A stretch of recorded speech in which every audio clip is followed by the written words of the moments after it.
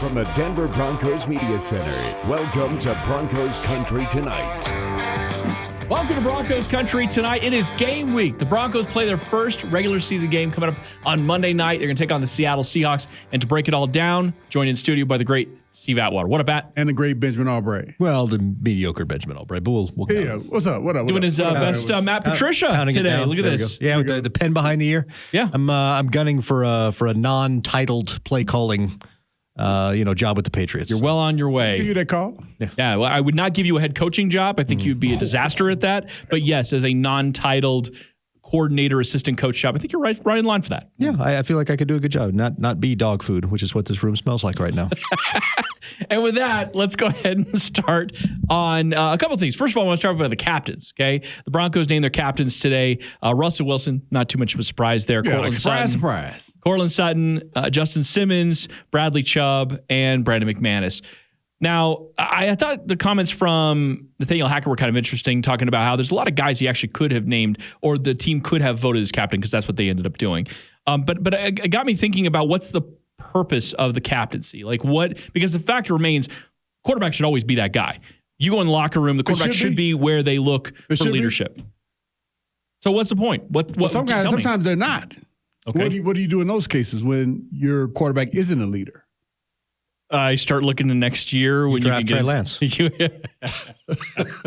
Was that out loud? I'm sorry. That's right. Wow. Well, you need the quarterback to be that. I mean, especially in this sport. Like, I mean, I'm not saying it's the same way in every situation, but this in pro football, the quarterback has to be that guy. We've seen teams where the quarterback wasn't the captain, and some of those teams have gone on to win Super Bowls. So I guess not many of them, but so then what? Like your experience. What is the point of voting for captains when you have so many guys in the locker room, as Coach Hackett said, that could be leaders, could be captains? What's the point of voting for it? Yeah, I mean, I don't really know what the true purpose of it is. It's just been done that way since I started playing football. But I think a set of guys who practice at a certain level, play at a certain level, and can communicate with guys, because there are a lot of guys on football teams who don't communicate well, or they won't communicate. They have certain feelings that they want to express, and many times the players on the team can reach those players much better than a coach can. And those players take time out of their schedule to, do things with guys, and they're just building that camaraderie with the teammates. And it makes the team better. So I think that's what it is more than anything. And some guys aren't vocal leaders. They don't. That's a good point. They don't give speeches and all that. But the way that they work, the way that they help their teammates in practice, the way that their teammates help them, and they listen, and just being a good teammate. Everybody has seen what a good teammate is like. Just like when you were in school, you had a good classmate. People who. They're just different, right? And I think that's what we have here, guys who a little bit different, a notch above, just in terms of the respect that they receive from the rest of the guys on the team. Yeah, I mean, you need somebody that you can turn to. Like let's say you're Joe Schmo, the corner or whatever. You're the number 5 corner on the team, and I know I just picked that out of a hat, right? It was definitely not a callback.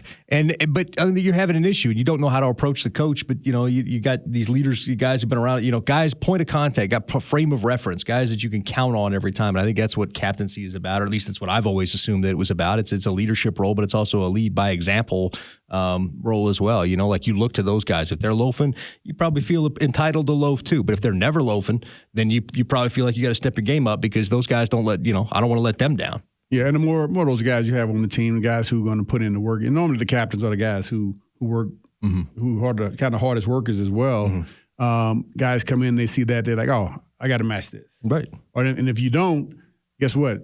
Captains normally have a great relationship with the coaches, and you're not going to be there very long. Mm-hmm. Yeah, but I like what Nathaniel Hackett said, how his expectation is hope is that these players, not only the captains, but any of the players can feel like they can approach the head coach, that it isn't just about what these captains bring as just the leadership. It's what he expects from everybody, because you have a running back represented here. Melvin Gordon could be one of those kinds of guys.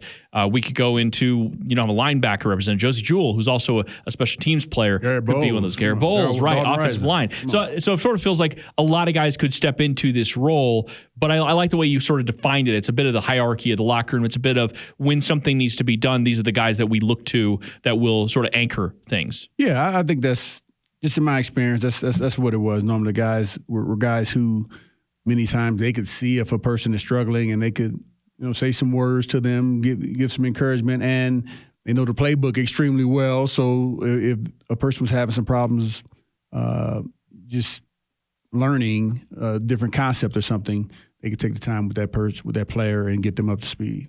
Love it. All right, well, let's get into the Seattle Seahawks. So this game coming up here, got a little bit of time. Obviously, isn't until Monday. Yeah. Next time we're back on, though, we'll be breaking it down, which is very exciting. So starting with this game, going up against Geno Smith, that offense, we know the talent of Tyler Lockett, DK Metcalf, Noah Fant is now there. They drafted 2 offensive tackles.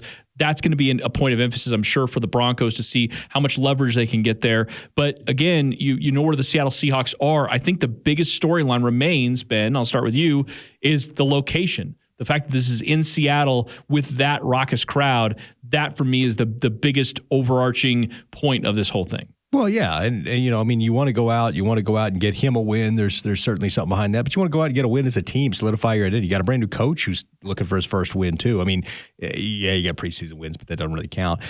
You got a brand new ownership. You got a whole new thing. You want to show that you've turned the corner on this, and there's no second chance to make a first impression out there. It's not like you can do a second take like we could do on this show, for instance. Yeah, it never happens. It never happens. But I think you really want to go out there. And you really want to make a good impression, and you really want to get your feet under you in the right way as an offense. You want to come out and show we're an offensive force to be reckoned with, because this team hasn't been in so many years. I want to start on the defensive side first, but yes, we can talk about the offense. It's almost like you ignored every single thing I said there, which again, sometimes leads to multiple takes. But Steve, let's talk about the defensive side here as it approaches the offense of the Seattle Seahawks. What are your keys? What are you looking in this game that the Broncos need to be able to accomplish? Well, we knew that when Russ was there, hey, Seattle Seahawks going to run that football, and they're going to come out, I believe, and try to do that same thing with Geno Smith as the quarterback. And that's an area where in the preseason that's kind of been up and down. And obviously, our starters haven't played, so I think right off the bat, that's what our defensive coaches and players, we got to be aware of. How well are we stopping the run? How much penetration are our interior defensive linemen getting into the backfield?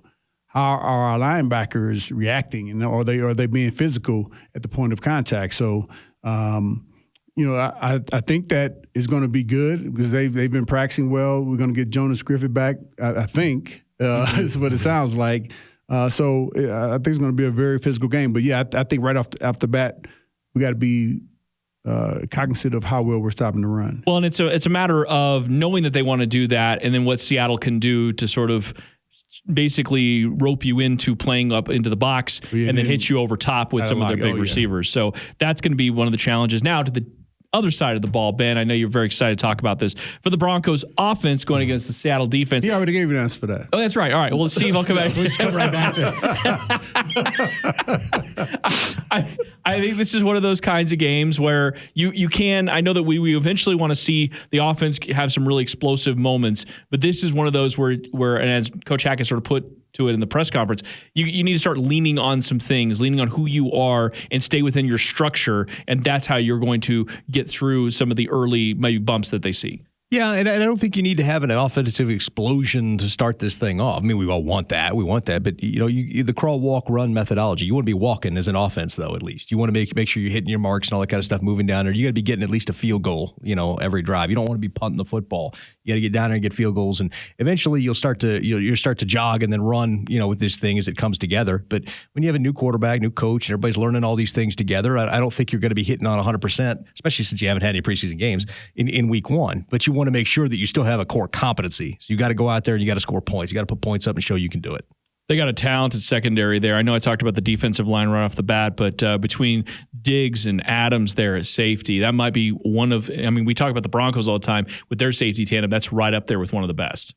Yeah, they are very talented, very physical. They play fast, and they've been in the defense for a minute. So there are going to be some challenges. It's not going to be a cakewalk. Most games in the NFL aren't. Now, obviously, there are some. Every now and then you get one. But I think it's going to be a tough game. Now, I'm hoping, I got my prediction at 27-10. It's early, but what's today?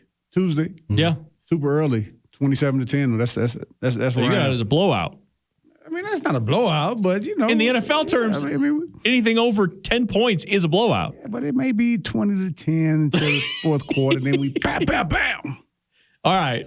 So you got to not only starting strong but finishing strong. Wait, it may be 20-10 in the fourth quarter, and then we bop into 7 more points. Just 7 more. Okay. We're going to 14-10. Well, I was just saying, let's just be a little closer so we put on, because I think offensive explosion. If we're If you were the Seattle defense, last thing on this, if you're the Seattle defense, what are you trying to slow down immediately with this offense? I would say, just like most teams, they're probably going to try to stop the run first. Although they know that Russell Wilson throws a great deep ball and he has the ability to throw a deep ball. So I would imagine they're going to be on the lookout for that as well. But I would say the run. So both. Okay. No, I didn't say both. The run. The run. The run is what you stop. Yeah, all right. That's what you stop. I think they're going to bottle up the run. I think they're going to try to and bottle up the outside, and especially the deep outside, and try to force Russ Wilson to throw over the middle and see if he can do it. I think that's a game plan. I think that's what they're going to try to do. Well, we'll see. We've seen Russ out here able to throw over the middle. Can he take that into a game and do it? And I think that is the book on Russ until Russ proves that it's not the book on him anymore. Okay. Yeah, this feels like the kind of game where maybe Albert Okwuegbunam, maybe even Jerry Jeudy, some of the stuff that's going to be kind of underneath over the middle, that's going to be open because you're 100% right. They know Russell Wilson. They know his tendencies. And if they can make him one-dimensional and take away the outside, they're going to dare him to do things that he just hasn't really shown very much. Well, it's going to be interesting, too, because Seattle's a middle-of-the-field closed defense. They love running the cover 3, and so it's going to be interesting to see if they change things up to take away what Russ is strong at by running a lot more cover 2 or cover 4 to take those things away. Yeah, that'll be interesting. I've seen them mostly, like I said, cover 3. Cover 1. Cover 3, cover 1. Just playing good, solid football, and just great tackling, great fundamentals. They're a well coached team, so we can't expect them to come out here and just it'd be an easy job for the team. I definitely don't expect that. You don't? And I do yes, not. I'm not predicting a 27-10 blowout. So I don't think it's going to be as easy as give me your predictions. As Steve Atwater. Wait until we get your prediction, and I'm anxious to see what yours will be.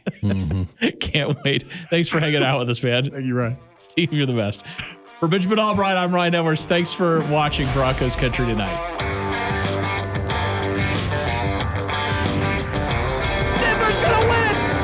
Stand up and salute in Denver, and you got the world champions that live in your town.